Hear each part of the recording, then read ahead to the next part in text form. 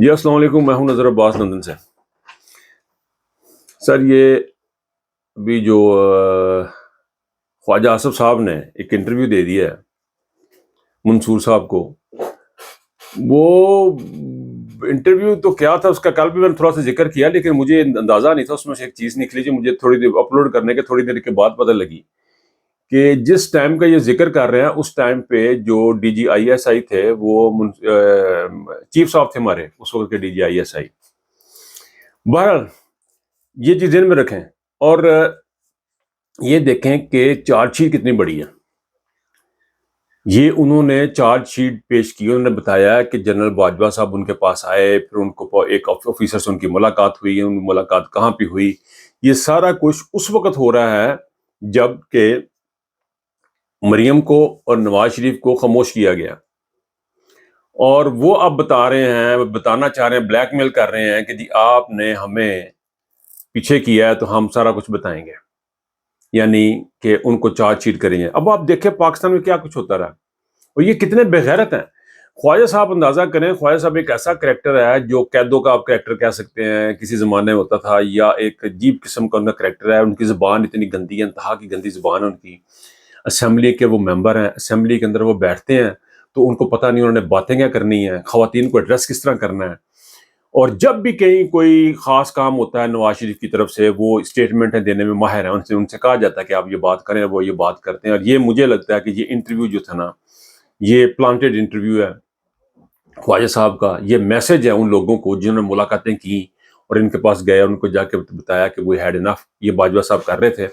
اس میں دوسرے صاحب جن سے آفیسر سے ان کی ملاقات ہوئی، ان کا کتنا ہاتھ ہے وہ ہمیں نہیں پتا، لیکن ہمیں اتنا پتا کہ اس ٹائم پہ D G I S I جو تھے وہ تھے یہ ہمارے چیف صاحب تھے۔ تو بہرحال ان کا کوئی نہ کوئی لنک ہوگا، اگر کچھ انہوں نے کچھ کیا بھی ہوگا تو وہ جناب باجوہ کی مرضی کے بغیر تو نہیں کیا ہوگا، جو انہوں نے کہا ہوگا وہ کیا ہوگا۔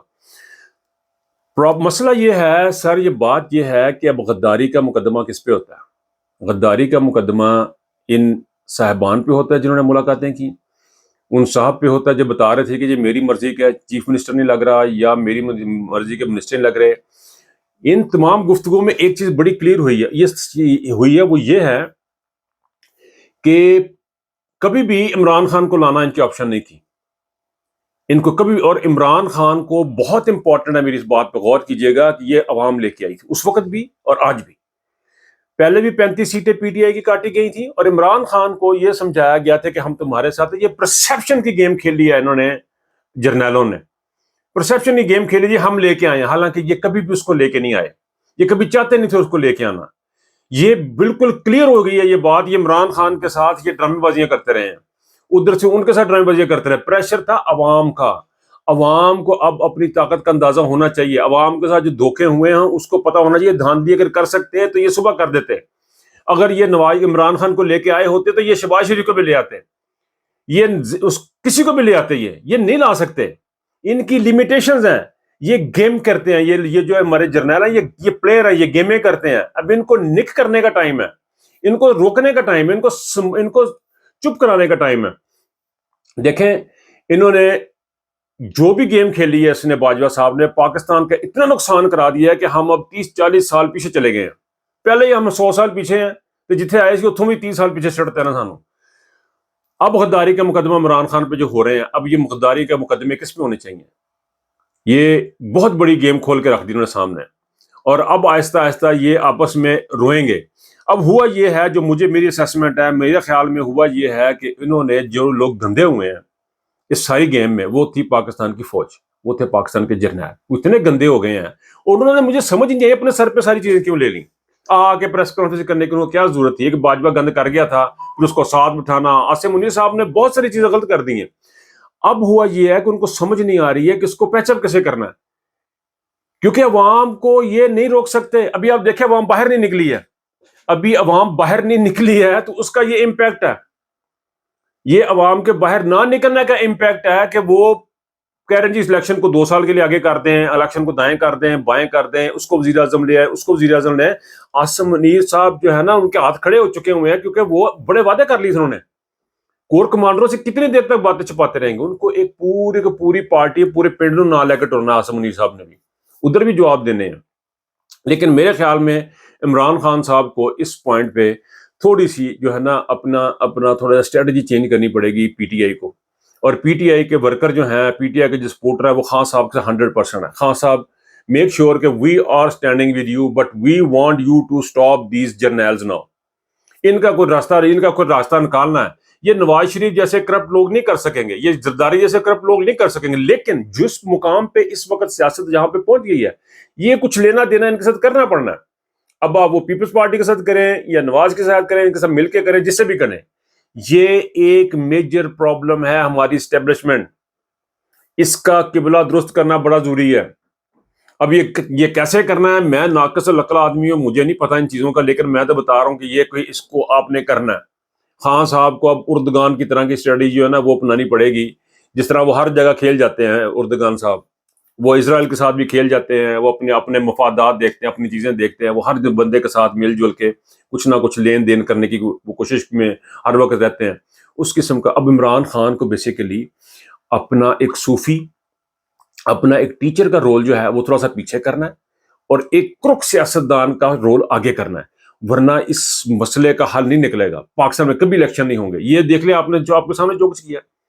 میں یقینی طور پہ مانتا ہوں کہ عمران خان کی جو رول آف لا کی پالیسی ہے, عمران خان کی جو انصاف کو آگے لانے کی پالیسی ہے, جو عزت کو اور عزت نفس کو اجاگر کرنے کی پالیسی ہے, اس میں کوئی شک نہیں ہے, ذرا برابر شک نہیں ہے کہ اس سے اچھی پالیسی نہیں تھی. وہ یہاں تک لے کے آئی ہے, ہمیں پاکستان کے اندر شعور جاگا ہے. I totally agree with that. لیکن اس کے ساتھ میں یہ بھی سمجھتا ہوں کہ تھوڑا سا اب خان صاحب کو اس سچویشن میں جب کریٹ ہو رہی ہے, اس میں سے اپنا راستہ نکالنا چاہیے, کیونکہ عمران خان کا آنا پاکستان کے لیے مورلی بہت امپورٹنٹ ہے, ایکسٹریملی امپورٹنٹ ہے. پاکستان کے عوام کو کانفیڈنس ملے گا.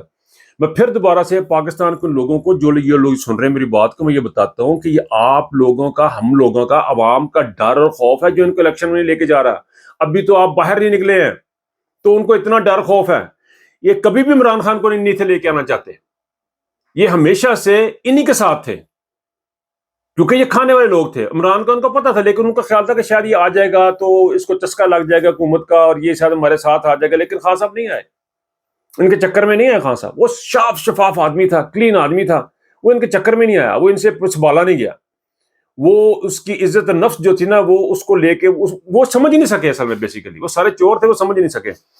لیکن خواجہ صاحب نے, دوبارہ وہیں پہ جا رہا ہوں میں, خواجہ صاحب نے, I want to finish now, Khawaja صاحب نے جو باتیں کی ہیں وہ چارج شیٹ ہے جرنیلوں کے اگینسٹ, کہ وہ انٹرفیئرنس کر رہے تھے, اپنے مرضی کے بندے رکھوا رہے تھے, لگوا رہے تھے. یہ چارج شیٹ ان کے خلاف, اور یہی چارج شیٹ وہ انہوں نے اپنے خلاف بھی لگائی ہے انہوں نے, کہ ہم نے ان کے ساتھ مل کے سارا کچھ کیا. یعنی کہ یہ سازشیں ہو رہی تھی, عمران خان سچا تھا.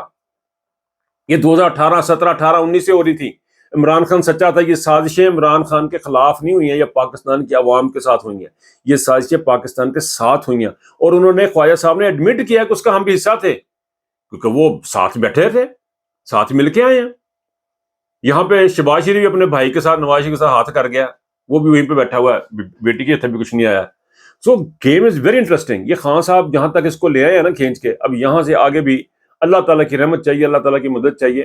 تو قصہ مختصر یہ کہ اب چارج شیٹ جو ہے نا وہ بالکل سب کے سامنے, اور پاکستان کے عمران خان صاحب کو بڑی ہی سنبھل کے کھیلنا پڑے گا. ہی نوز لاٹ بیٹر دین اس, ہم لوگوں سے بہت زیادہ خان صاحب جو ہے نا وہ چیزوں کو سمجھتے ہیں, ان کے ساتھ گزر رہی ہیں. I'm always there کہ خان صاحب knows better and he will act now. لیکن ہمارا صرف مشورہ یہ ہے کہ اب تھوڑا سا جو ہے نا تبلیغ کا جو عنصر ہے نا عمران خان کا, جو ایز اے ٹیچر جو عمران خان ہے, اس کو ذرا سائڈ پہ کر دے تھوڑی دیر کے لیے, اور ایک سیاستدان عمران خان کو سامنے لا کے تو چیزوں کو لے کے چلیں. بات لمبی ہو رہی ہے, and I have to go somewhere. تو میں یہی پہ ختم کروں گا اس امید کے ساتھ کہ پاکستان کے اب کچھ چیزیں جو ہے نا وہ بڑی تیزی سے بدلیں گی. Let's see. اچھا, جب چارج کی بات ختم کرنے سے پہلے ایک اور پھر یہ ذہن میں رکھیں کہ اس وقت کے آئی ایس آئی چیف جن افسران سے وہ ملے تھے وہ کون تھے, یہ ذرا سوالیہ نشان جو ہے نا میں چھوڑ کے جا رہا ہوں. اور یہ ذہن میں رکھیں عاصم منیر صاحب اس وقت کے چیف جو تھے وہ آئی ایس آئی کے چیف تھے, اور ان کے بارے میں باجوہ صاحب نے عمران خان کو کہا تھا کہ میں تو تیرے نہ کیتا ہی کچھ نہیں, آنے والے بہت کچھ کریں گے. سو یہ ساری چیزیں اپنے ذہن میں رکھیے گا. اور خان صاحب سے پھر وہی ریکویسٹ ہے, we need to bring out your politician. تو اپنا بہت خیال رکھیے گا سر. اللہ حافظ.